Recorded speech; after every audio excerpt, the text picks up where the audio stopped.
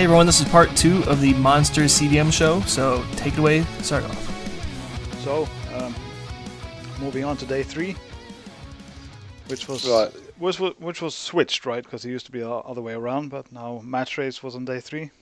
Can we jump straight to the final on that one and just say? I mean, we could talk about it at length just after I say this, but that final between ScouB and Sami, hands down, the best match I've ever seen. High praise. I've seen a couple of very good ones. The scoreline of this one, of course, is perhaps the most unexpected comeback of all time in a SMK match, or at least a final. Yeah, there was something special about this match.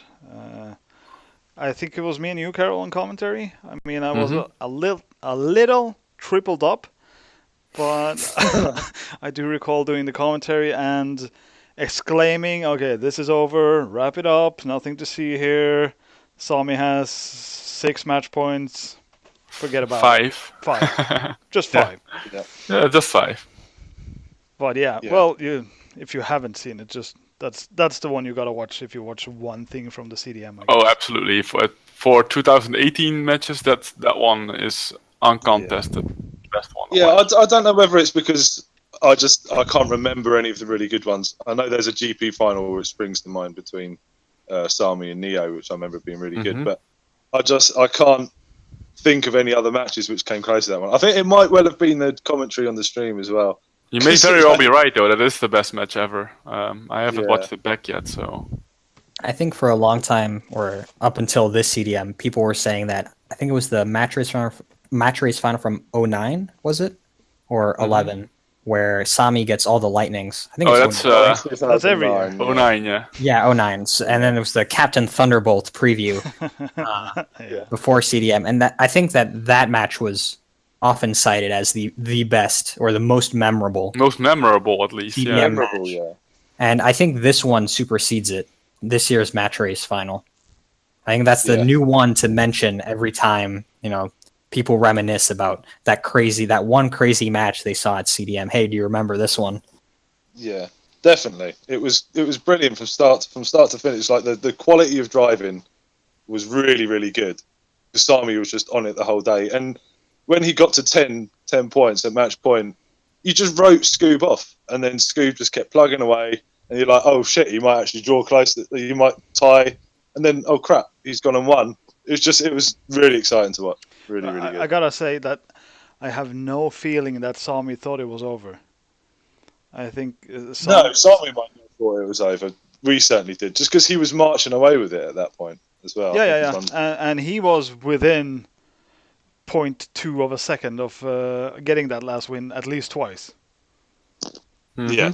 On DP1, I believe, and VL2. VL2 was the one that sticks out to me, yeah. Yeah, that's the one that sticks out, because it was 1 R tap away from just crossing the finish line. That was it, yeah. Aside from that, though, I think, because there was quite a lot of unexpected people getting into the knockout stages. And is that down to the fact that there was quite a lot of people who weren't there this last year, like high-level players who weren't there. Yeah, so Gio and Harold would typically make the top 16, yes. They were not there. And all the other big... Gatchan, exactly. Yeah. And Cedric can also make top 16 in battle match race. And that's, I think, all the big hitters that were missing. Yeah, I don't want to take anything away from anyone, because it's great to see new people getting into making like quarters and stuff. But yeah. I think the standard was really high. Like, certainly between, not like, we know how good the top guys are, how ScouB and Sami and Flo and all that. But like how everyone, I don't know what you want to call the B players or something. I don't know.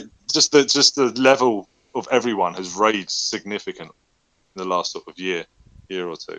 And if you're not on your game as a top player, I think there's plenty of people who can beat you these days. So I haven't been following too closely the last few years, I guess.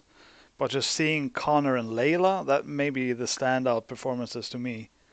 Just how crazy good those two are, and they can take down anyone at any time. Oh yeah. Yeah. I am good. fully focused when I'm playing against Connor and Layla. Make no mistake. Right. They're not the 12-year-olds of yesteryears. No. If you make one mistake, they will punish you. And even if you don't make mistakes, they can punish you. Sure. Yeah. Yeah. Absolutely.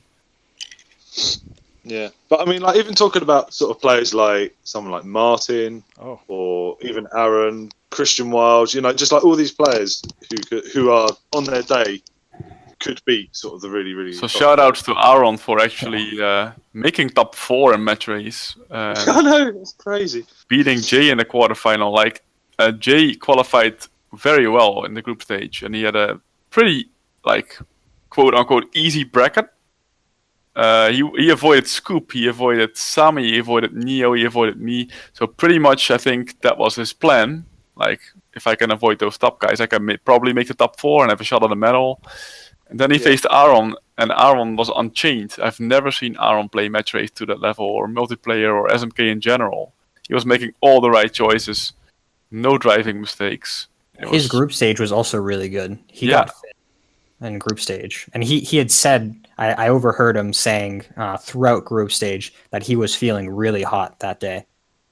He was playing really well, and at first when I first heard it, I'm like, it's just Aaron being Aaron, like he's just talking himself up as usual.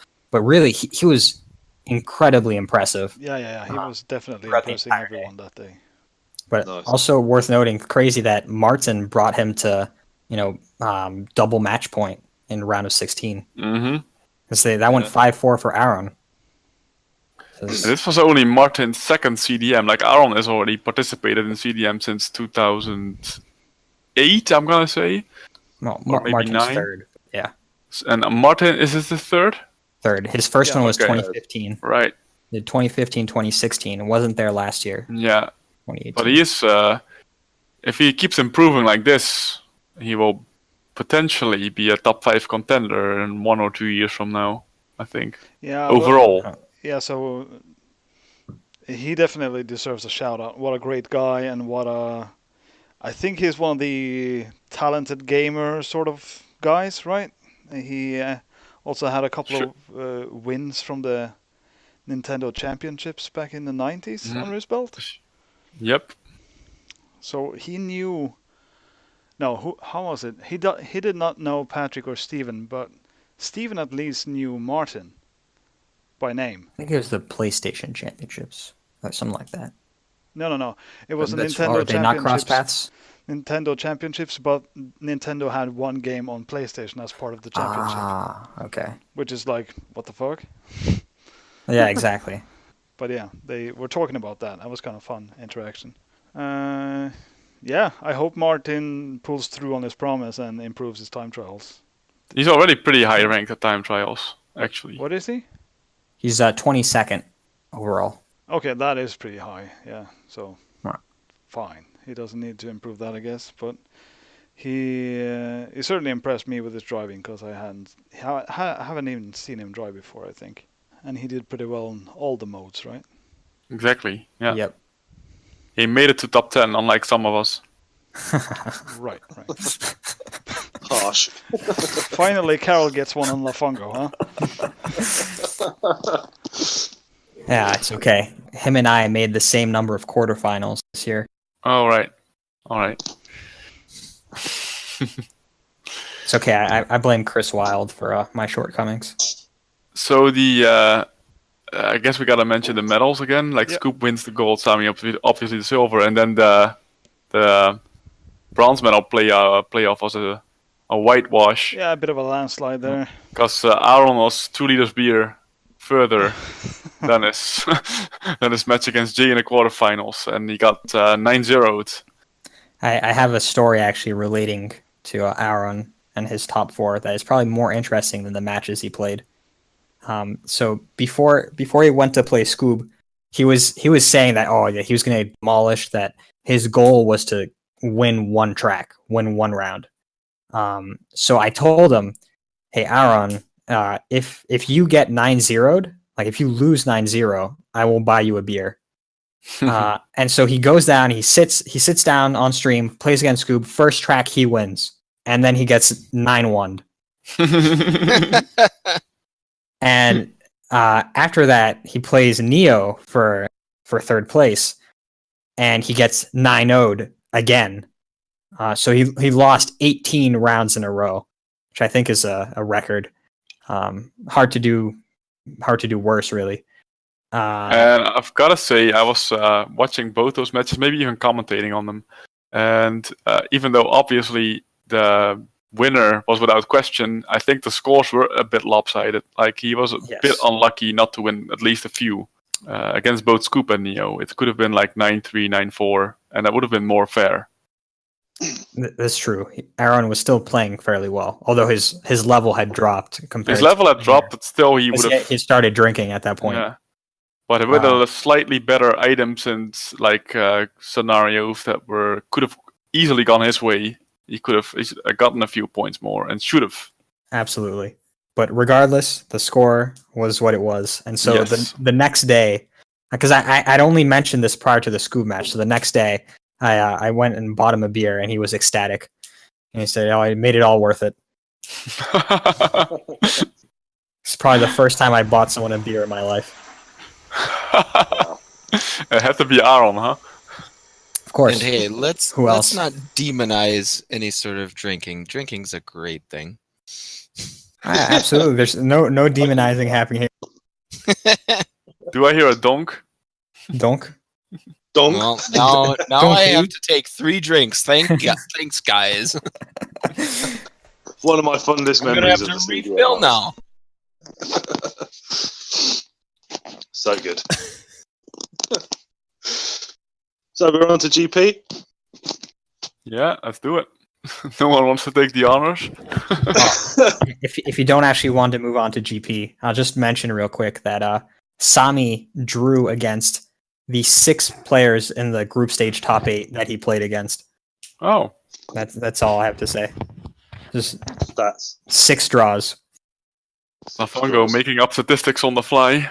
And he had 8 wins and 6 draws, and yeah, impressive in its own right. Unlike his Grand Prix group stage, where he won Grand Prix. all his matches. Again, just like battle mode. 14 wins, 0 ties, 0 losses. Yeah. Perfect group stage for Sami. And then Jay again had an insane group stage. But he was ranked behind me, though. He was 4th. He was ranked behind 2 other players with the same win-loss record. Yeah. So I got 2nd place seed, which I was very happy with, because then you avoid the big guns at least until the semifinals. And I know Sami, ScouB, and Neo are better than me at Grand Prix multiplayer, so they would normally win. So I got that 2nd seed by virtue of winning more races. Like, I was having, like Lafungo mentioned, the same number of losses, 3 losses, 11 wins. Just by winning a couple of tracks more during the day, kind of accumulating a few more points, I got the 2nd seed ahead of. Didn't Neo finish 5th in that one? Neo finished 5th. Yeah. And people were thinking he was sandbagging just to maybe meet ScouB earlier on in the bracket, so he could eliminate ScouB and then claim the World Championship title. But that's not what he was doing. No. He was just struggling a little bit. Carol, Really? I don't mean to contradict you, but my understanding of the Belgian system, which remains limited, I admit, is that your scores during matches actually don't matter. And that aside from win-loss, the only thing that matters, again, to my understanding, is the people you play against.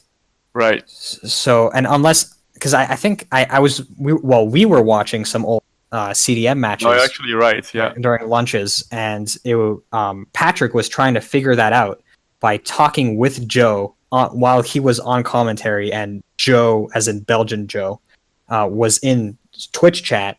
Now, this was during a match, and Patrick was trying to figure out whether winning 3-1 or 4-0 in battle mode mattered at all. And at that point in time, this was in 2016, it didn't matter. So I don't think the system has changed since then. No, because quite often you see people sort of, I don't know, ranked at a 6th or something in a group stage with, say, a win-loss of about 8 wins, 6 losses. Yeah. And you'll see a similar record or someone that's sort of 18th or something. But it's just down to the quality of the people you've been playing against, right?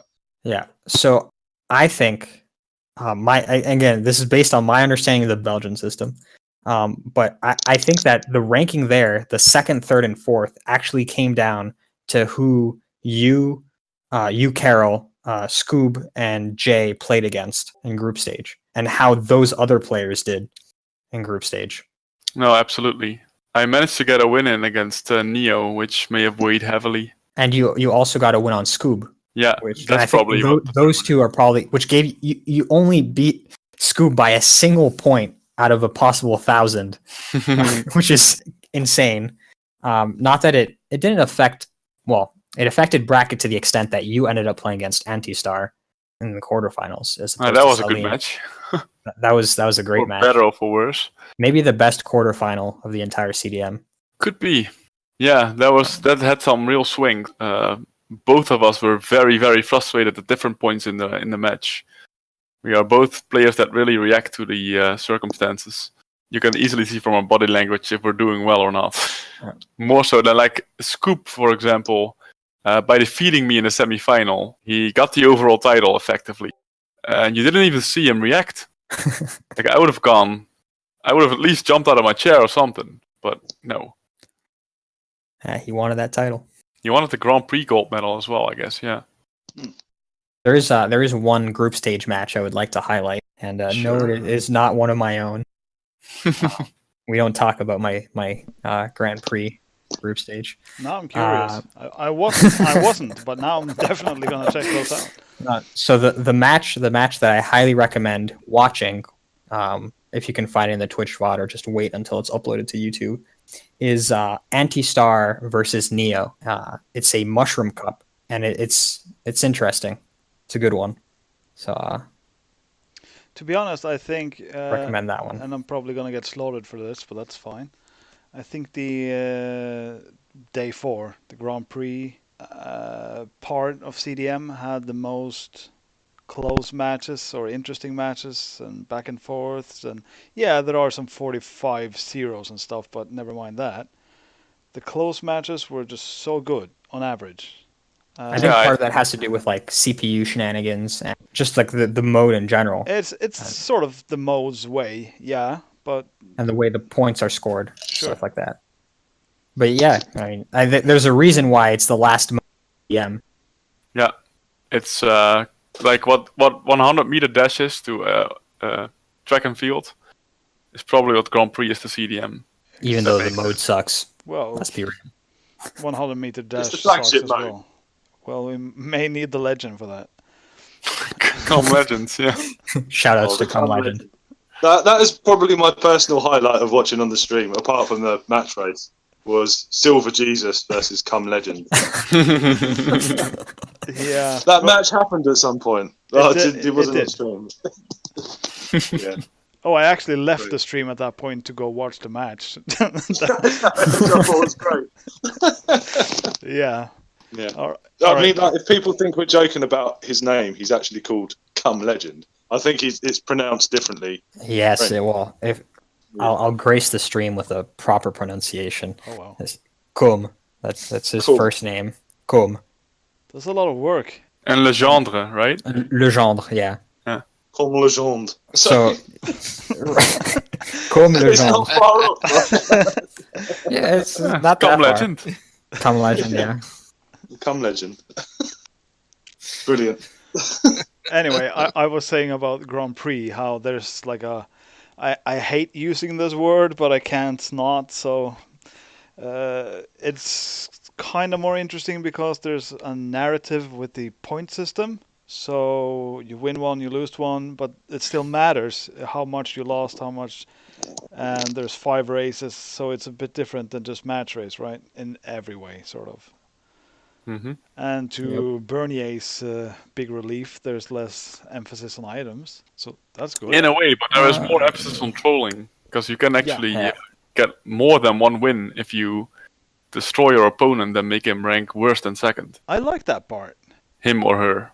Right. Well, yeah. But if you want to see that in play against a female, watch me versus Sophie on the French stream. I wasn't aware I wanted to, but now I do. I'm guessing she won. Oh, watch the match. You'll see. Was it Star Cup? It was a flower cup. Okay, then I don't know. It was commentated by my father, which makes it even better. Shoutouts to Mr. Oh, Facepalm. I gotta watch that one back then. Absolutely. I will do that right after this podcast. Also, just Clark, before you silently faff off, like you usually do around this point, if you didn't see the Narne battle mode clip, that is something you need to check out. Because we were talking about Sami being passive in battle mode. Narne is the worst at that. It was a Battle Course 4, was it? Yeah, came to a full stop and just stayed there. With a feather. Feather on top of an item box. Well, we're done.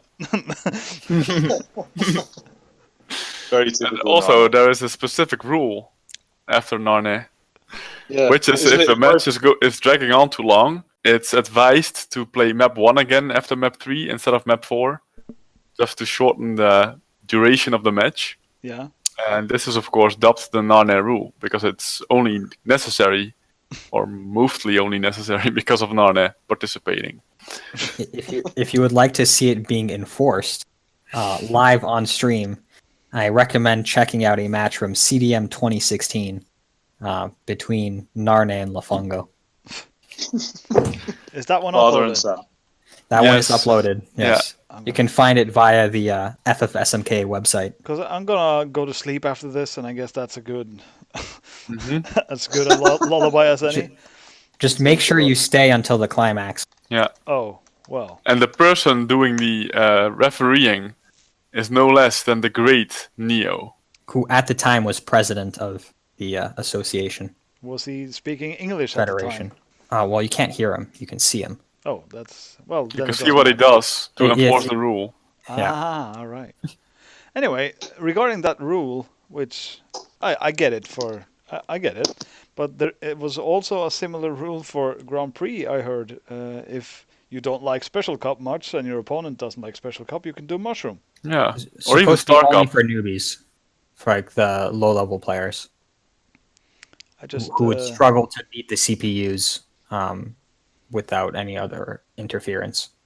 I remember seeing a match between Ni and Helios. My lord. And they struggled with Mushroom Cup. I struggled with commentary. That's what I did.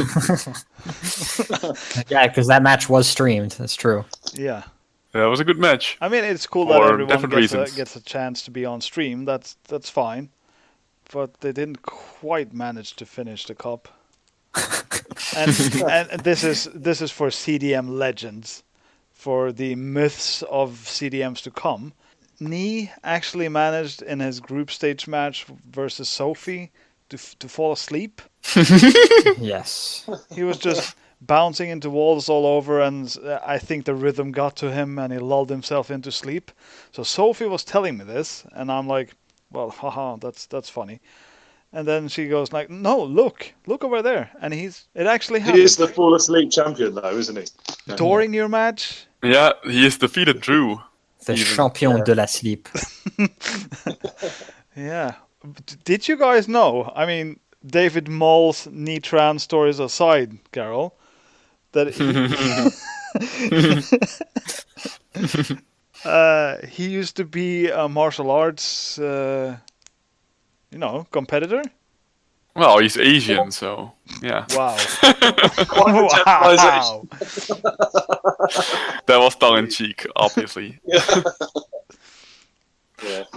No, like 3-4 years ago, he's in good shape and doing martial arts, and all right. some things happened. Well, the thing with him, I don't understand why you'd come all the way to a CDM and then spend all of it sleeping. It just seems stupid to me.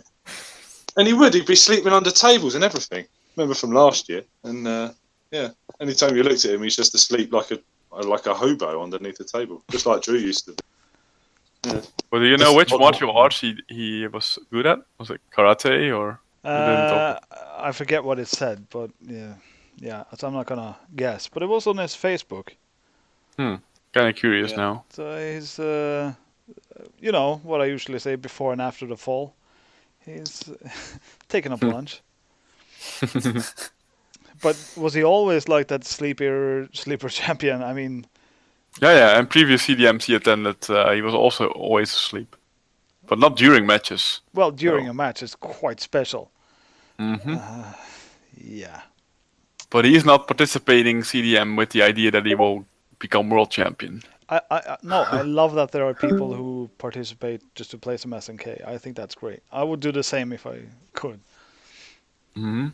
All right, so what's more for CDM 2018? I mean, we went through all the modes, I believe. Well, hold on, we're not done with GP. It took us a while. I know you're trying to move this along, but still, No, I have something to say first. If you're listening to this at a later date, hey Chris, fuck you. Because the story behind that is that Chris Wilde 2 years ago at his last CDM got 4th in Grand Prix, and then this year, for whatever reason, well, the reason allegedly being that his controller broke, but this year he ended up finishing 17th in group stage, and to my great dismay, that meant that I, having finished 16th of group stage, had to play him to get into top 16. And that was not fun. And it cost me the top 10 on the overall ranking. Yeah, and top 16 in the Grand Prix bracket. Because and also having qualified for every mode. Yeah. Chris Wilde was by far the strongest driver. Like, aside with Lafungo, like by far the strongest opponent he could possibly face in the barrages. Yeah, it was harder than many possible top 16 matches. Absolutely, because he was top, like mentioned before, he was top 4 2 years ago at Grand Prix. And so that match, I believe, was streamed on the French on the FFSMK stream. And I think if you watch that, you can observe what despair feels like, just visually. So what are you trying to do, Lafungo? So I'm just gonna spend the rest of my day or night watching old Lafungo videos of you. So I didn't only mention my own match, but yes, there are a substantial number of them. Right. Okay. I'm just giving some hints of where to start your CDM VOD watching experience. Right, and I think that's going to be an important part of the director's cut. The YouTube version of this is going to have a lot of juicy CDM links. Especially since I hope by then ScouB will be back from vacation and uploading more videos to YouTube directly, so you don't have to go scavenging through Twitch VODs. No, don't do that. That's just too much. But ScouB, he deserves a vacation, huh? I mean, it's gonna take a while for those videos to get uploaded, but that's fine. Take all the vacation you need, ScouB. He deserves it. Mérite. Because aside from being world champ, he also put a huge amount of work for the community. Yeah, absolutely. Speaking about Mérite, right? You are the Prix du Mérite winner, Lafungo. Was that the banana? That was the banana. It is not a banana. Small correction. Right. It is in fact a banana case. Shaped like a banana. I did not think it was an actual banana. Right. I'm glad we had to clear that up for people who may have only seen the picture. Of myself with my prize. So it is in fact not a banana.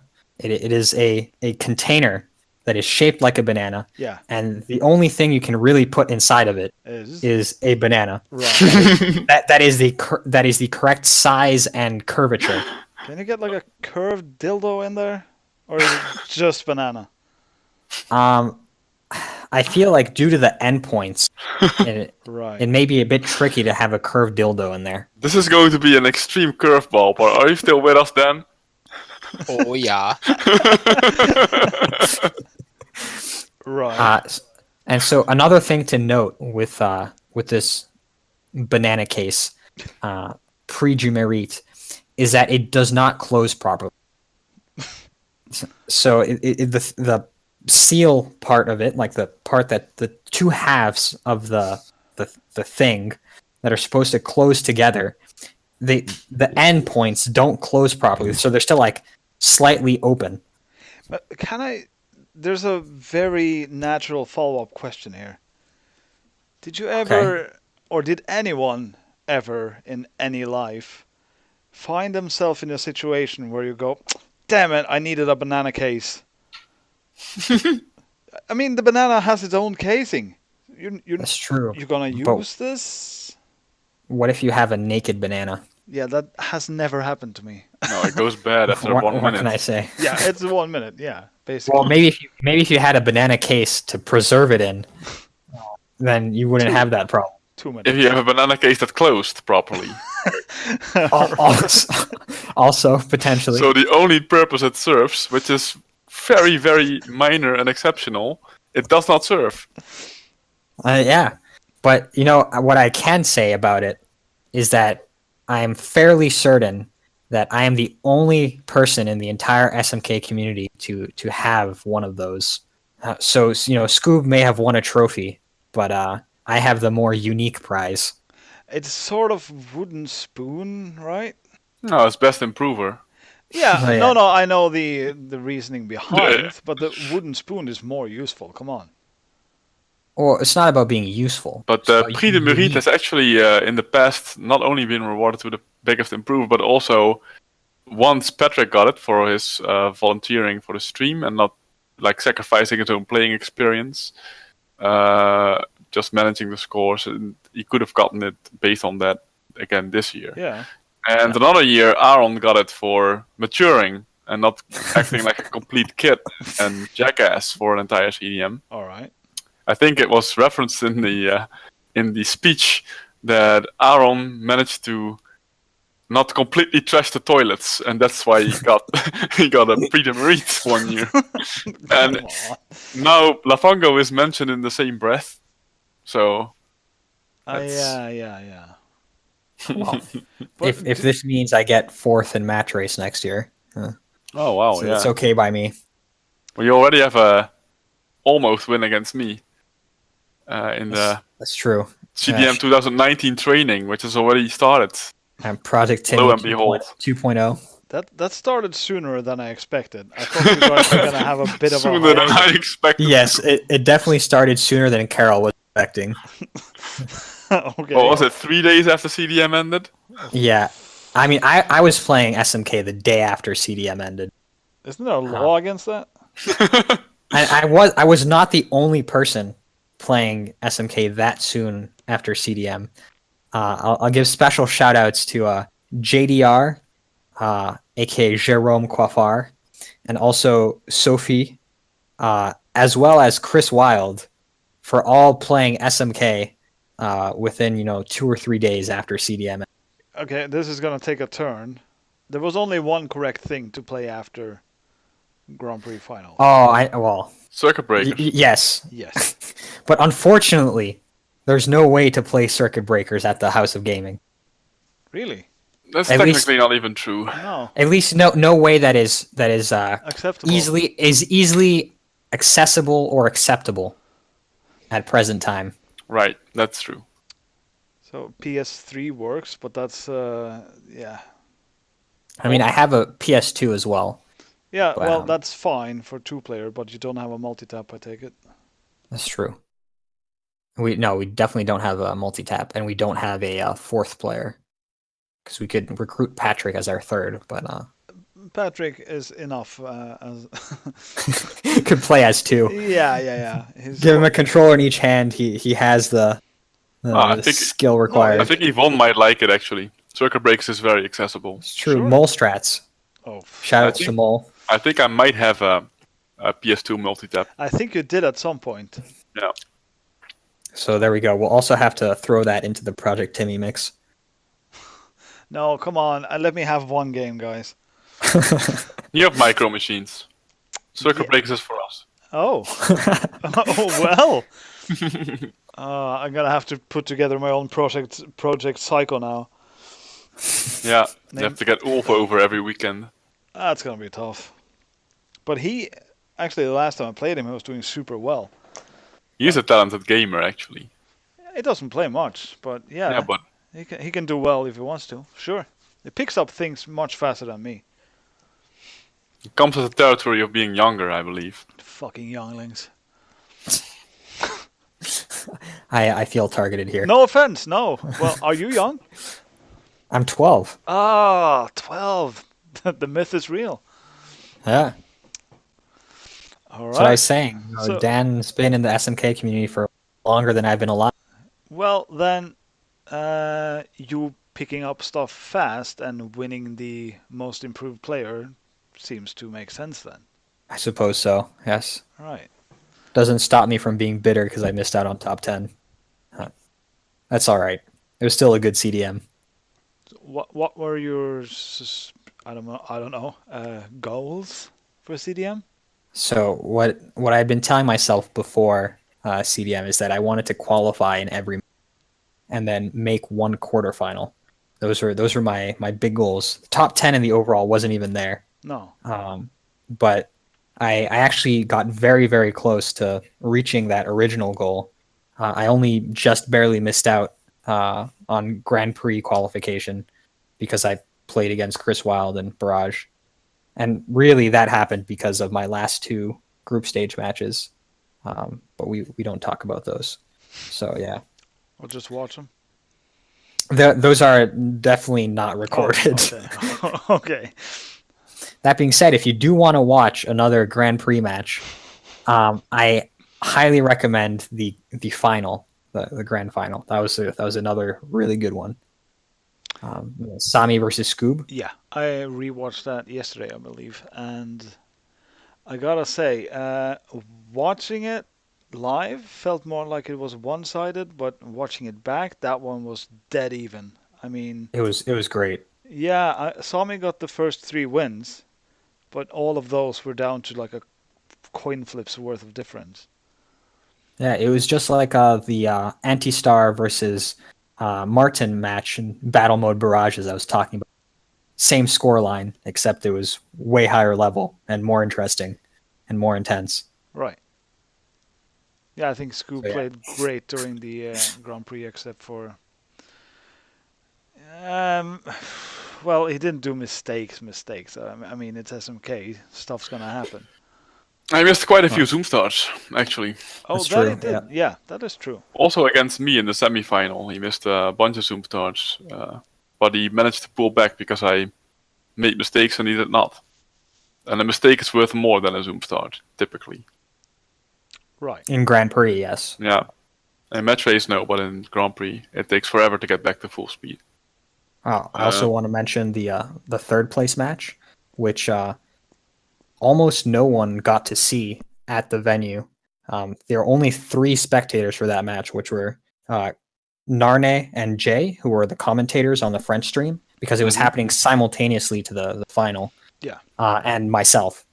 I was the only other person who got to watch that match. And it was closer than I expected, I'll be honest with Carol. It was nice. It was a fun watch as well. So I recommend that one. Did you mention still itching for GP?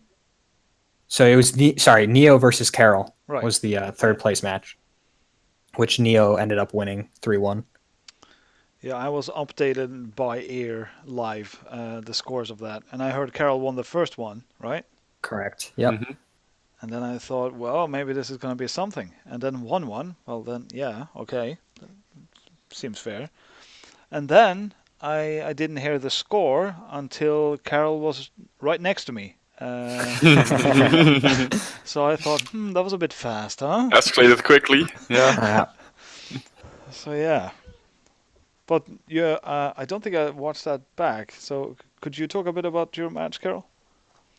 Yeah, sure. I won the first cup, as Lafungo mentioned. I don't actually remember many of the details. But I think overall, Neo is still a cut above in Grand Prix.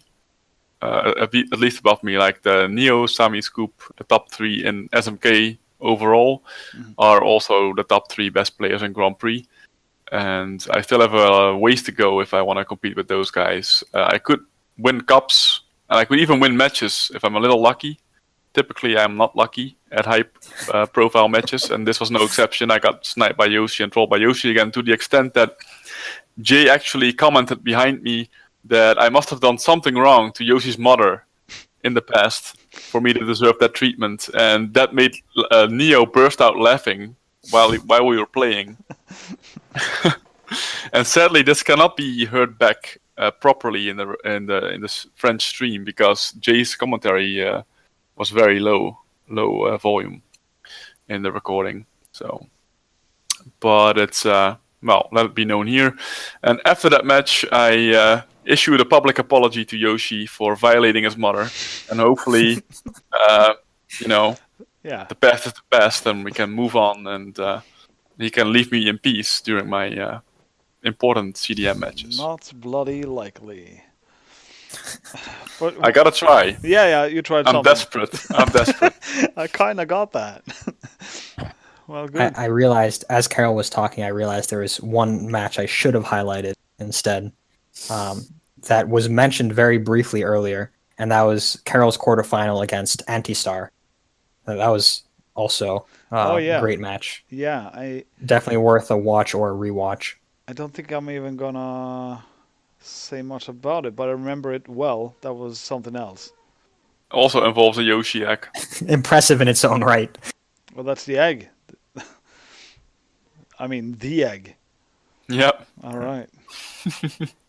It epitomizes my CDM experiences since I started going CDM in 2007. That those 5 seconds, or maybe it's like you can condense it into like 3 seconds with the snipe itself and my reaction after. Yeah. That's CDM for me, summed up in a nutshell. Yeah, right. Yeah. Perfect. And I think that is a clip that Stinson or someone made. Shout outs to Stinson for clipping a lot of these great SMK moments. Yes, absolutely. Absolutely, yeah. Well done on that. Like the Sami wink on VL2. Oh wow, that's something. That one should go into like a GIF on every message board post regarding Sami. So cheeky. That wink. Did you see it in the moment, Carol, or No, I did not. I was too busy fuming at myself for making that mistake. Right. Wow. So who's he winking at? The camera? The people watching. Like, I got this. Right. Well, that was good. Or, sneaky at best. All right. So I think that's it for the modes. Let's talk a little bit about the overall placements then, just to sum it up. So I announced during match race, I believe, that this is going down to the wire. CDM will probably be determined in the grand final of Grand Prix tomorrow, which is like a perfect story, right? Mm-hmm. Didn't quite happen that way. Yeah, unfortunately not true. No. So it was determined in the semi-final, I believe. That's my fault. Everything is your fault, huh? Kind of. Which again harkens back to Yoshi, which... No. ScouB is just better, so it wasn't really my fault, actually.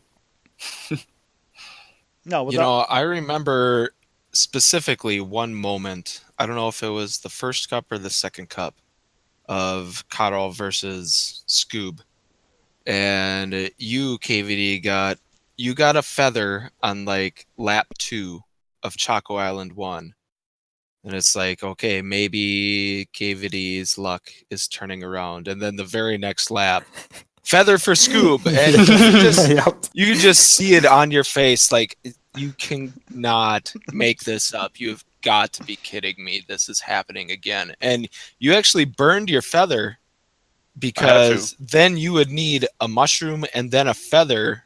Exactly. Or a red shell. To catch up and win. Yep. To defeat ScouB, who had the lead and had a feather and was, there was, if you didn't get the correct item at that moment, you wouldn't win. And so you burned your lap skip and wound up getting nanners or green nanners the rest of the way. So, or coin nanners. And I'm going to use the proper item terminology. Everything's a nanner. Okay, you got the big nanners. Those are mushrooms. You got the tickler nanners. Those are feathers. Then red nanners and green nanners and shocking nanners or electric nanners or lightning bolts. Okay, so And coins. so everything's a nanner. The double nanner. Those are the coins. Oh, right. Okay. Okay. What about stars, though? The invincible nanners. Invincible nanners. Oh. Anyway, that's something I'm always sort of twisted when I hear someone wasting a feather, because the feather is good, but it's just not good enough. So you have to waste it, but it feels, from like a bystander perspective, it's like, why did he do that? Maybe ScouB is gonna mess up and somehow Carol's feather is gonna give him the win. But yeah. If ScouB would have messed up, I wouldn't need the feather to win, and that's why if I want to change my chances of winning, I need a different item. Yeah. So the best item was not good enough. You needed that in conjunction with another one. Exactly. And you needed them in the specific order, so the odds are... No. I just need a red shell, so he has to burn the feather too. Oh, the red shell would have done it, right? Yeah. You didn't need like mushroom feather or... Well, that could also happen, but yeah, a red shell or a star would be the best items you can get to make him waste the feather. Right. Yeah. But that's... I don't know what a red shell is. It's a red nanner. Oh, sorry, Dan. It's gonna get confusing very fast. Anyway. Yeah, so it was during your semifinal versus ScouB that the CDM was determined. I mean, the overall. And I should stress again that even if ScouB didn't pick up that feather, he would still have won that match. Obviously. Right. Yeah, that was just one race, but that kind of summarizes your CDM. That's true. Like if I do last decade feel like I have a fighting chance, I usually get crushed by the game. Anyway. So worth mentioning is that when ScouB beat you, I guess. Yeah. That's the exact moment when ScouB won the overall. Yep. And he had no reaction. No reaction at all. No, nothing. No. So he was just going to the next game and edging out that. That was all. But he had to have had some internal reaction. Yeah, but he told me, like in these really big matches, he's just super hyper focused, and he didn't snap out of it. Oh. He wanted to preserve that focus for the final and do a good performance. And well, that's good. Yeah. I mean, celebrating at that point doesn't really do you much good in terms of anything. You can wait a couple hours. And also speaking volumes, I think, is the fact that after the trophies were handed out, 10 minutes after, he was already playing Super Mario Kart again. Wow. I think he was playing Match Race against Jay or something. I don't remember exactly, but yeah. He doesn't tire, huh? No. So, ScouB gets the battle mode, he gets a match race, and he gets the gold overall medal. So this was, again, ScouB's CDM, the third in a row. Yep. So his dethroned Neo convincingly, I'd say, these days. Yeah, he's shown that it was definitely no fluke. Right. Maybe the first one people would think that. He's the man to beat. Yeah, definitely the man to beat now. And second place overall. Lafungo, do you have the scores by any chance? Yes. So by over 1,000 points behind ScouB. Second place was Sami. 1,000 points. That's like a second place. So 1,000 points is, I believe, the amount of points you get for winning a mode. No, that can't be right. Grand Prix. No. 1,000 points is the differential between it's the winning differential, and getting second. Oh, right. Okay. So even if Sami had beat ScouB in the final, he wouldn't have been champion. It ties back into wait, no, he did win. What am I saying? Yeah, match race. Yeah, no, I'm confused. All right, yeah, match race. That's the one. Yeah, even if he had one match race, it wouldn't have been enough to be champ. And then, so yeah, Sami's second, but that means that Neo was third by about 250 points. And that's the first time that Neo hasn't been first or second at a CDM since his very first one in 2005. So technically the first time at a CDM, because that was still a CDF at the time. Yeah. But it's the very first CDM where Neo is not top 2 overall. But on the bright side of that, which I think Neo didn't find as easily as some others, but Sophie, for instance, was saying that Neo completed his medal collection during the CDM. So now he has gold, silver, and bronze in all modes and the overall. Yeah, he told me so himself, and he was pretty happy with that. I was happy with that. Okay. yeah. It's like in a way that makes me kind of happy because I've now completed the collection. It's also the first time that he didn't win a single gold medal during a CDM. Oh, right. So of course, there are four modes to play for since 2005, because this first CDM he didn't win any gold medals, obviously, as a rookie. Yeah. Still got 11th out of 28, though. Mm-hmm.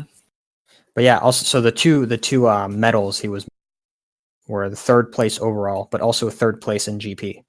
Yeah, he never gets third place. He always gets the gold in Grand Prix normally.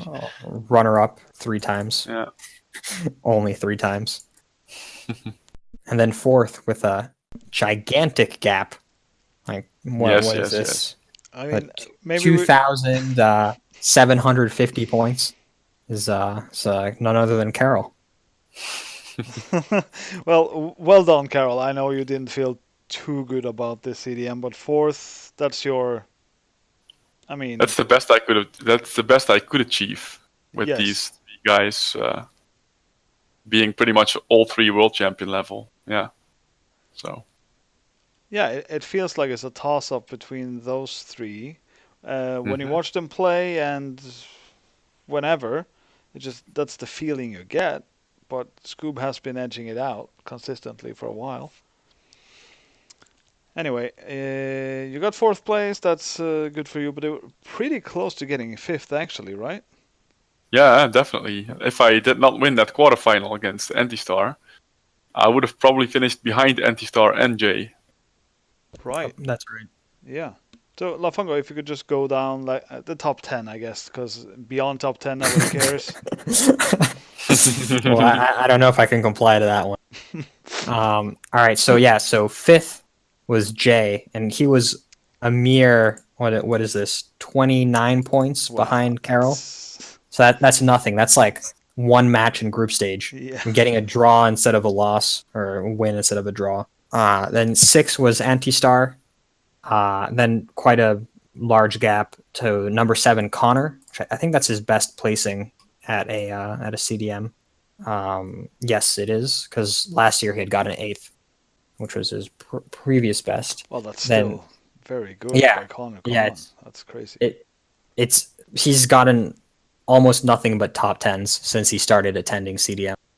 Is there a chance that this was the lowest ranked time trialer getting top 10 at the CDM?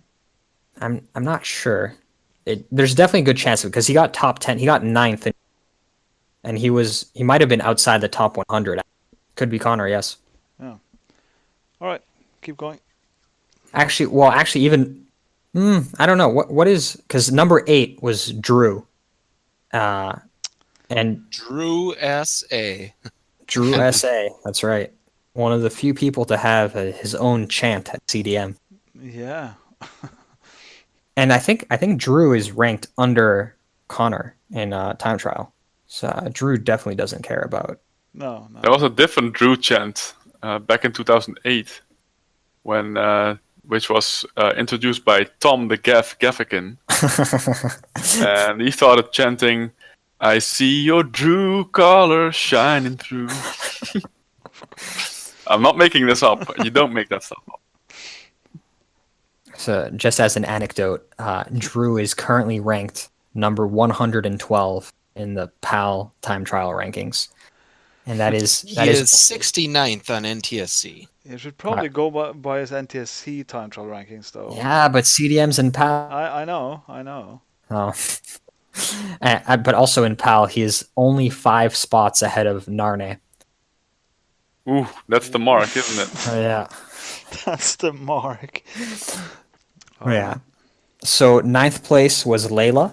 That's her best finish at a CDM. It's also her first top 10.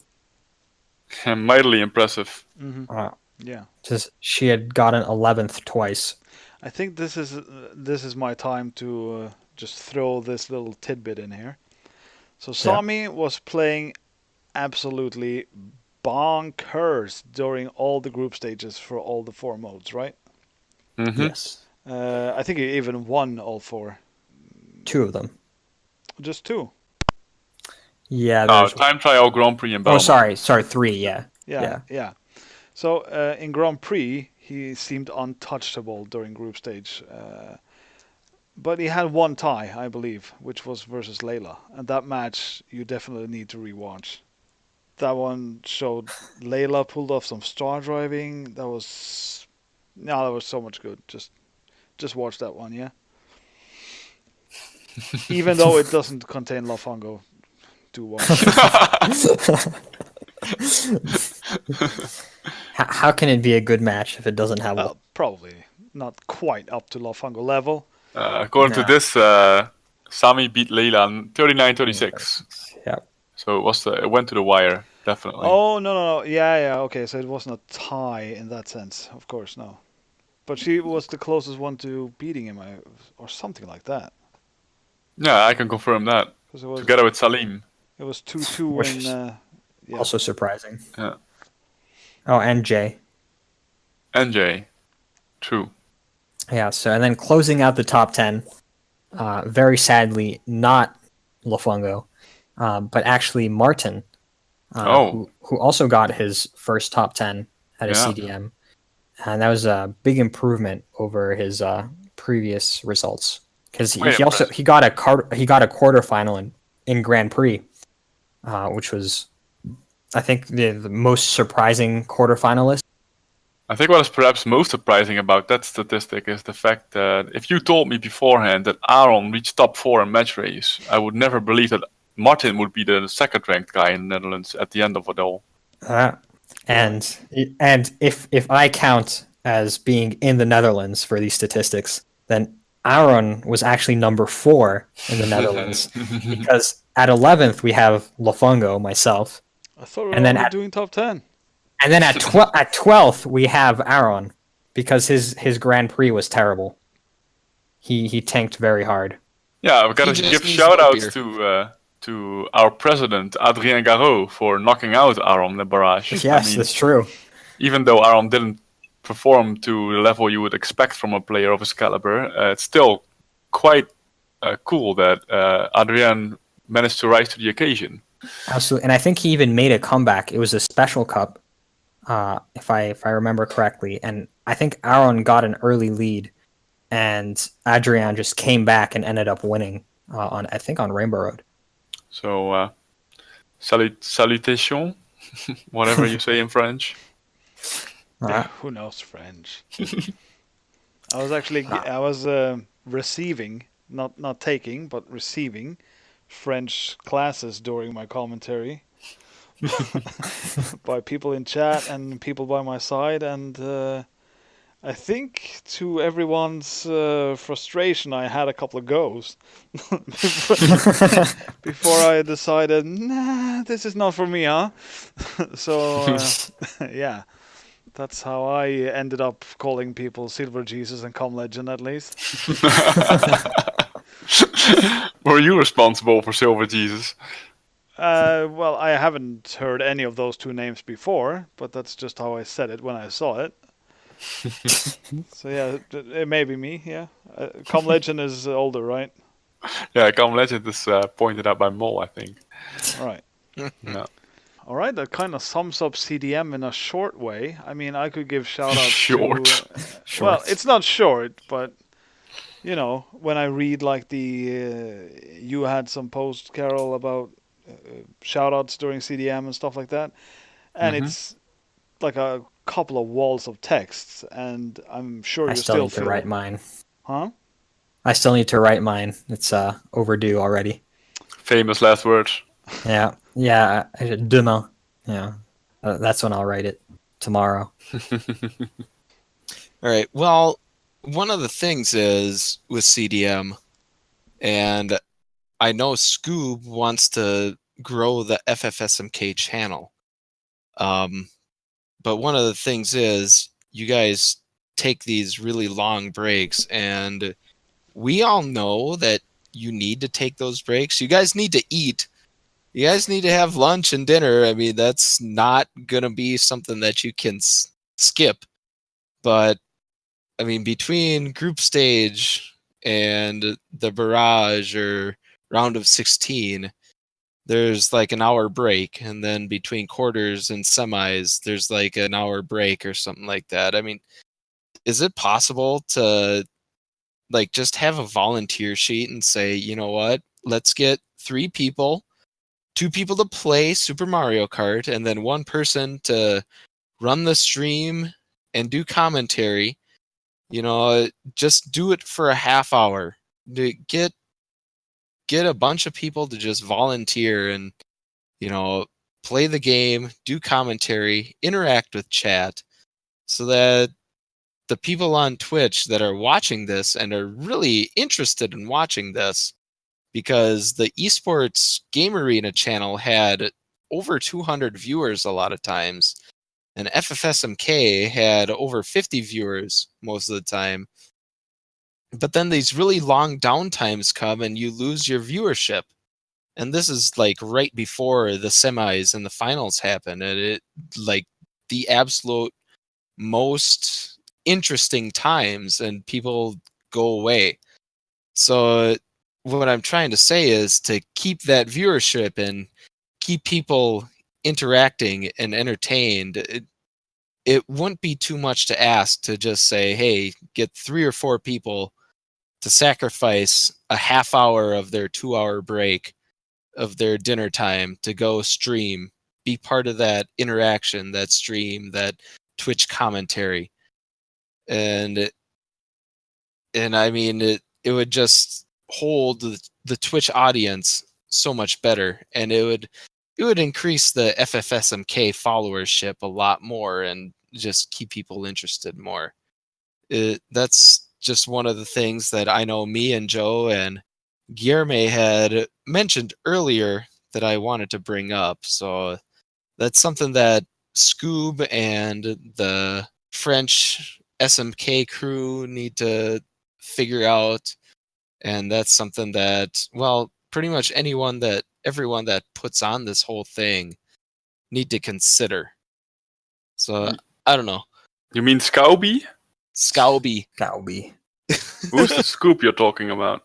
Well, no, I think that's part of this, you know, trying to build this Twitch viewership. And another thing that I kind of wanted to address was how Sammy wrote up his post CDM update on the SMK site. But let's I'll address that in a little bit. But what do you guys think? I mean, is it going to be possible for you guys to, if you say you have a 2-hour break, can you get a dozen people to be like, yeah, I'll volunteer and go play Super Mario Kart, or I'll volunteer and commentate while these two play whatever mode they want to play? I think it's very possible. Yeah, and if you're just gone, if you're playing for a half hour, you can still go get your food, go get your dinner, and you can take your half hour, then go get your dinner, or you can have dinner, eat quickly, and then be like, yeah, I'm gonna volunteer to do this stuff, so I gotta eat fast and go do this. And then, I mean, people that are actually doing that, if they have Twitch channels, they'll get a little more exposure. Or if they, I mean, if they just want to do it to have fun, that's something as well. So I think it can be done, and one of the I'm gonna be giving a bit of a joke answer, but I think if you just put Sami there and let him play MC1 on MBT, the break would be filled. All the breaks would be filled. I actually didn't see him playing MC1 non-MBT at all this year. No, he didn't. Which was very strange. I was talking about having sort of a love-hate relationship, but it was more on the hate side these days. Really? Yeah. Really? Wow, I've never heard him talk about MC1 like that. I can see it. Anyway, Dan, you made yourself very clear that that's not the issue, but I don't want to get into a position where I'm making, you know, quotation marks in the air excuses for every point you brought up. In general, I agree. I don't necessarily agree those are the only options or solutions, but that's fine. But we would have to change. I say we, but CDM would have to change in some way to accommodate this. I mean, the idea of having old matches run during breaks is probably the best one in my opinion. It's one way to solve it, but I don't see how CDM would have to change. You still take your breaks at the correct time, at the normal time, and have the same length of breaks, but you just have 3 out of the 60 people that are there. You know, just say, okay, we're gonna go on stream. God, do you think, to be honest, do you think you would exchange for another half hour for other 3 people? But then, do you think it would retain viewership? Like if I was watching, let's say, a Champions League semi-final between Real Madrid and Barcelona, and then there's 2 hours later there's Manchester United against Manchester City, and then they offer in the meantime like a training video of people playing. I would probably not be watching that. You know what? Honestly, if I got interaction in chat with someone that was on stream, if you showcased Sophie versus Narnet, or however you say that name, Narnet is how I read it, because I'm American. Narneto Guevara. If you show those two and have Patrick commentate on it, I would watch and I would be typing in chat and laughing along with the 3 of those people going. But you are but you are a community member, though. Lafungo with Connor commentating. We could all interact, and there. But you're talking about retaining hundreds of viewers, and those viewers don't have attachments to the community like you do. Man, I agree somewhat with the Esports Game Arena website. They're just looking for the high-level players, but FFSMK, the people that tune into that website are all about the Super Mario Kart community. Yeah, definitely. I mean, there's merit to what you're saying, absolutely. But so if you want to grow that channel, and if you want to keep viewers locked in, that's something that, and I mean, what does it hurt? It's not gonna drive people away. More than likely, it's gonna keep people engaged. I mean, if you like your analogy before, if you offer one really high-level football match and then another really high-level football match, and then on the same channel you offer a mediocre level match, it's not about the level, it's about what's on stake. It's less than, but still, at least it's something. Yeah, you're right. Something in the game instead of a camera showing people walking around and not engaging the viewers. I can see how it could be engaging, yes. Okay, so absolutely. Again, I don't want to get into like a whole song and dance about this because it's not entirely up to any one person. But I am apparently. So if you want to keep on running the stream, I mean, if you want to keep on running matches, that's one thing, or you want to run casuals, that's a bit different. But you would need those volunteers to know how to run the stream, which basically is down to Patrick and, I mean, maybe 2-3 others. That's it. So those would be. Really, is that it? Because I stream and I'm a pretty much computer illiterate, No, and I'm this was still not an able easy to setup. run a stream. No, the setup was hard. I've streamed hundreds of times. This stream setup was not easy. It took me a couple of days to get hang of it, actually. But I was never given... Whatever. I really think having a playlist of old matches is the way to go, and that was planned, right, Carol? Yeah, it was. But due to the problems we encountered at day one and Patrick having to already splice himself in 3, we couldn't make it happen. And I definitely hear your criticism, and I've always been the same way watching CDM. The downtime just kills me. The hour and a half, maybe 2 hours there during dinner break, where I'm just, okay, so I got to do something else. I can't sit here watching this. That's awful for the flow of the game, the interest, the hype, everything sort of takes 2 steps back at that point. So, and I think that's exactly why Carol and Patrick decided to try to have matches run during the downtime, right? Yeah, but I think actually, in a sense, Dan's proposal is better because you then are directly interacting with people live at the venue. If you can find the volunteers, then that would be the better solution. Yeah, and if and when I do return to a CDM, more than likely when, not if. I mean, I didn't make out with Carol and get a 5-year restraining order like I had tried to do in 2015. But so, I mean, when I came back, I would be one of the first ones to be like, yeah, I will go play for the stream and I will talk to people who want to chat with me on the stream. I would be all in on that. I guarantee Joe would be. I guarantee Guilherme would be. That's all fine, but there was no actual setup to be able to do that easily. True. The stream and the game setup was physically separated, separate rooms. So that would have to change. I must be. I mean, the setup this year must have been way different than it was in the it was. Then. Yeah. Okay. It's more professional. I mean, that's my vision of CDM, which is another thing that I kind of want to bring up, but that's, I don't know. But like the Lassus it was so much simpler, where there was just, I mean, it was a guy just to the left of me, and I was on the TV just to the right of him, and I played, and I could actually physically hear him on commentary on the stream. The one chance I got to be on stream for one of my GP rounds.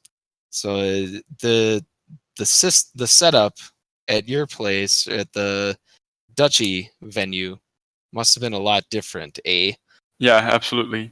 The casters were in a different room, as was the stream itself. Interesting. Even the stream and the casters were separated. Yeah, by a wired headset, so there was no easy walking back and forth either. It was, I mean, I wish I got into it a bit sooner at the start when Patrick was setting up. We could have made a slightly better setup for that. But, part of the whole break thing is the social aspect. When you, every day I would, find a few guys or girls and just have lunch somewhere, because I didn't eat at the venue except for the pizzas. And that was just super cool as well. I got so little time to interact with people because I was always doing commentary. So the breaks, although I complained a lot, were long, were my social part of the CDM. Okay, on that point, I am going to disagree with you there in a nutshell. But the reason why, okay, so your main focus this last CDM was commentary, and on breaks you got to do socialization. So why not people that are playing and then on breaks come do the Twitch thing, but just for like a quarter of the break? I mean, that is really not too much to ask, in my view. you take a half hour out of your time of socialization to socialize with people that are on the internet instead of at the actual venue. And then once you're done with your little shift playing the game and doing commentary and interacting, then walk around and have dinner, have lunch with everyone else that's there and socialize with them. I really don't see how that's a problem. And that's where my view kicks in. No, it's not a problem. I think Sargot is just mentioning why it didn't happen this year. It's because he was basically locked up in commentary, but that and Sargoth is unique in that, and he's like locked in 100% to the commentary and to the stream, versus someone, you take me at CDM 2015, where I was just kind of there to have a good time, and I mean, I sort of competed, but not really. If I had the opportunity to go on Twitch and have a good time with people that were watching, I would have totally done it.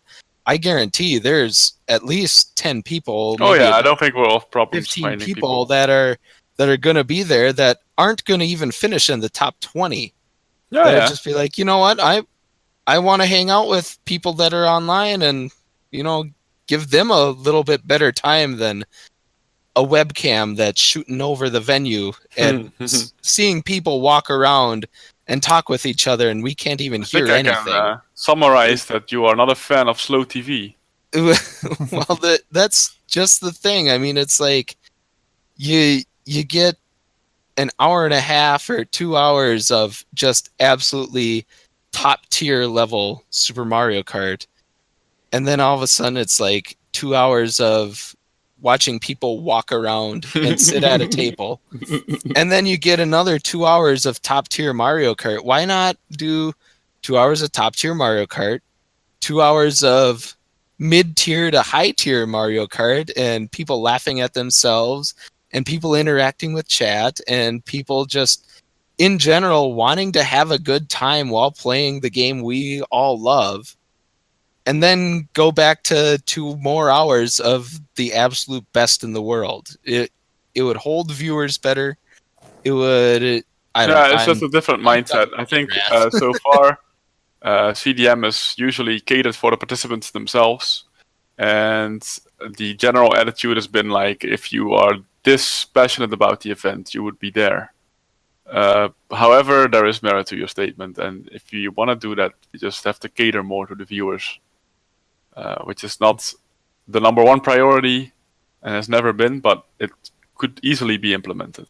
Okay, so that comes up to the next thing that I wanted to mention. So when I read Sami's last update last Monday about this being the best CDM ever, and this is the direction that we need CDM to go, I brought it up in this, Karthritis Discord, and I said, well, what do these French guys think about this statement? And for the most part, it was like, well, yeah, this was the best CDM ever, and from what I heard. But if I were a guy that dedicated the last decade to making CDM and always having it in Lassus or wherever, and then all of a sudden it got moved to a different venue and it had a little different focus. It was a little bit more the esports sort of thing. And all of a sudden, the godfather of SMK said, wow, this was amazing, and this is how we need to do it. I would feel slapped in the face if I read that. And I had been like, I've been doing this for the last 10 years, and now we do it in a different spot, and it's 100% better. And what I just did was basically useless. That's kind of how I read what Sami wrote, even though that's not what he meant, and I 100% know it's not what he meant. So no, I think it's no one in particular would be offended by that, because the CDMs have pretty much been organized by different people every year. So it's not like there's one person that spent a decade organizing all previous CDMs. Okay. It's like Even this so, 1 year, Anti-Star 1 year, Neo 1 year.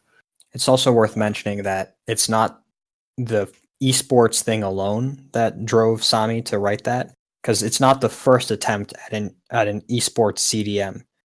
Indeed. And the previous one, the first attempt, was Strasbourg in 2016, and that's generally considered to be the worst modern CDM. Indeed. So this was very much about the overall experience beyond just esports. And as Carol mentioned, the team behind making CDM happen changes year to year. And also, even within France, the venue tends to change every year as well. There have been like a couple venues that have been reused, like Blessues, but even then it wasn't consecutive years. And by and large, the current CDM, the one that was held in the Netherlands, was also organized by the Frenchies, just in the Netherlands. See, because when I read his write-up of that, I'm like, geez, what are these guys thinking about this statement that just happened? And it's very public. I mean, I would be taken aback by that if I was part of the crew that always organized this, and then it changed suddenly. And it, again, I'm not even close to anything that organizes this stuff, but if like from what I understood initially, and apparently it's wrong, but from what I understood, it's like one group was always organizing CDM, and 1 or 2 or 3 people may have changed, but it was basically the same group, and now it changed to a different group in a different country. It's changed a few times through the years, but it's not accurate. I guess that it's different every year. Like the same group that organized the 2017 one in La Suze with Adrien and Tanatix actually organized the current one too in the Netherlands, and that's probably why it didn't feel as much as like a slap in the face. Okay, well, see, in the initial reading of the statement, I didn't know that. So that's one thing that I kind of wanted to bring up. So why exactly was this the best CDM ever? I mean, was it the competition was at such a high level and so balanced between the top 3, maybe 4 players? Or was it more because, you know, the esports thing, and it had so many viewers on Twitch, or there were a lot of people at this bar that were very interested in top level Super Mario Kart play, or what was going on there? I think it was not per se the best CDM ever, though I may have said that. It's very hard to objectively rank CDMs and compare them with each other. It was one of the best ones. Now, from Sami's statement, he made it pretty clear that this. Well, that was Sami's own sentiment, though, I guess. I think a lot of it boils down to, and correct me if I'm wrong, Lafungo and Marius is. Well, Marius has only been to one CDM, so he has no measuring stick. No, I've just been a whatsoever. Viewer test previously, yeah. I think also the bonds between players grow throughout the years, and that's also the social aspect is. It seems like we're having more fun with each other as the years pass. Even and it was already a lot of fun, like 10 years ago. But that as we're getting more mature, it becomes more important. More mature just means I'm getting really old. That's KVD in a nutshell. Can confirm. Maybe I should have picked my words more carefully. Any chance to make you feel old, I will take. On the same boat there. But so to add to what Carol's saying, I think more specifics of like this venue in particular that made it a really good CDM. You know, whether it's the best or not, you know, that's another discussion that may not even be needed. But regardless, so one of the things was the media coverage was by far the best a CDM has ever had. And you could tell there was Okay. So there were local and national newspapers that showed up on several days, and they were a lot more respectful overall, I would say, than prior media coverage that had happened at CDMs in France. So like they weren't like in the players' faces, or they weren't like interrupting matches, which I'm fairly sure has happened before. Okay. That It kind of actually thing. happened during the CDM too a couple of times. There was a lot of media presence. Like at any given moment, there was always media in the venue. It felt like so. And beyond that, and maybe even more exciting, or more that helped the atmosphere, was that there were a lot of other like just random local people in the venue who just dropped by, checked out, like got a drink at the bar, watched some Super Mario Kart, maybe even played some games on an empty setup. And there's a lot of enthusiasm from local players or local people just coming and checking it out and seeing what this event was about. So I think that definitely that helped build the atmosphere. So it wasn't just us CDM participants. We also got extra energy from a crowd of unknown people who were discovering SMK. Let me do two very quick shout-outs on that. The guys at the venue, Marcel, Thomas, Johan, there was Richard as well. Mm-hmm. Brilliant guys, all of them.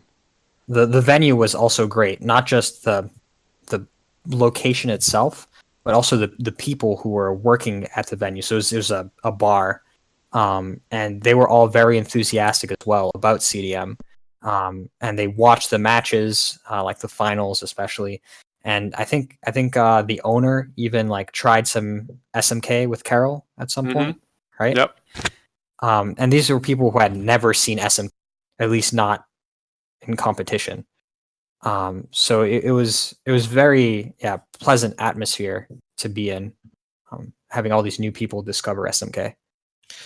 Okay, so from what I'm hearing is kind of what I figured that Sami was saying, is like, this was an awesome CDM and this is the direction we need to go. Is it's becoming more, more public, more recognized, that how these top level players are just so good.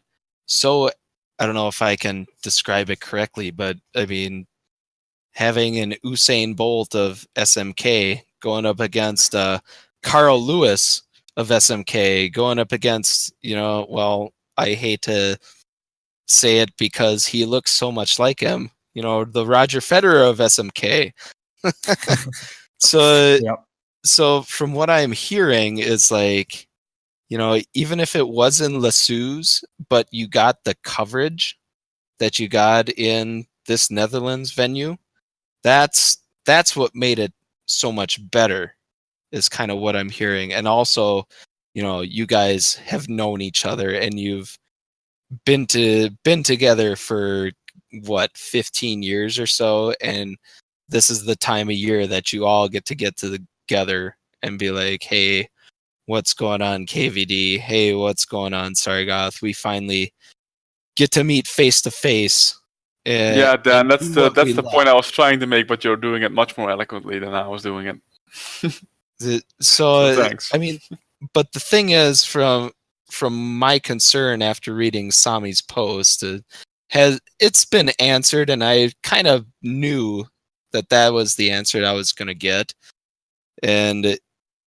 but I just wanted to make it painfully clear that it's like, we always will appreciate everything that everyone that's been involved with CDM has done, and the people that organize this and put it on and stream it, and rank players, they get all the results, and rank players and get all the group stages going on, and the barrage and knockout stages going on, and get the tournament flowing, get the prizes out, organize all the food and beer consumption. I gotta mention that.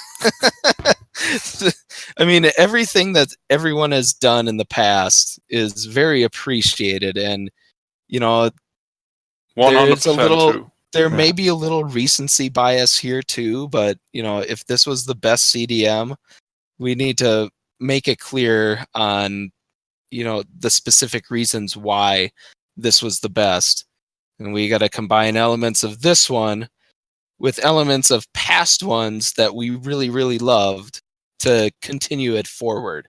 To be honest, I don't think this was a standout for being the very best. I mean, there's been great CDMs before, and the recency bias probably comes into play. But I think as far as the stream goes, it was the best stream we've ever done because of the dedicated English commentary this time for the first time ever. And we've done English commentary before, but usually it was like in between pure French commentary.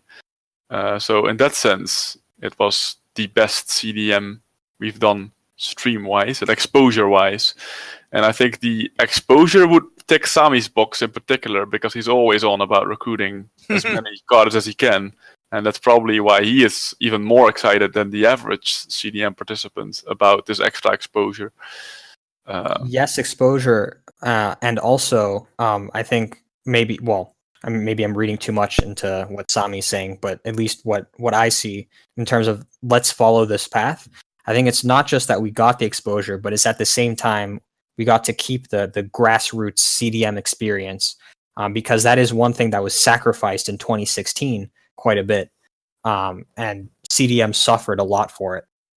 So the one of the great things about this CDM is that we got the exposure without having to really pay the price of the CDM feeling. I think the 2016 one gets a lot of bad rep because of, like unjustifiably so, because it just happened to be fucking 40 degrees the entire time. Yeah, so everyone was just like every minor thing that happened would instantly piss you off. Like on a warm day, I get angry when I can't open the fridge. That's true. Right? But yeah, of course, there was a lot of noise and it wasn't perfect, and the air conditioning died, and yada yada yada. Yeah. So we got kicked out of the venue at 12 sharp. So all those things combined added up to probably the least enjoyable CDM experience that we've had, and that was definitely better this year. Yeah. I just want to say, I think CDM is an amazing event, and we're extremely lucky as a community to have it for our game, and that it's great that we have people who still put in the effort every year to make sure it happens, and we all get together for our yearly 1 week vacation playing Super. That's a good note to end on, and I also think it doesn't necessarily need to go in any direction. If it stays right where it is, it's perfect. Yeah, I agree with that. So let's end it for real, people. Yeah. It's been good, long, and fruitful. I'm sure there's a joke there somewhere, but thanks everyone for coming on and talking about CDM. It's been cool. So see you soon, huh? Yep. Laters. See ya. Bye bye.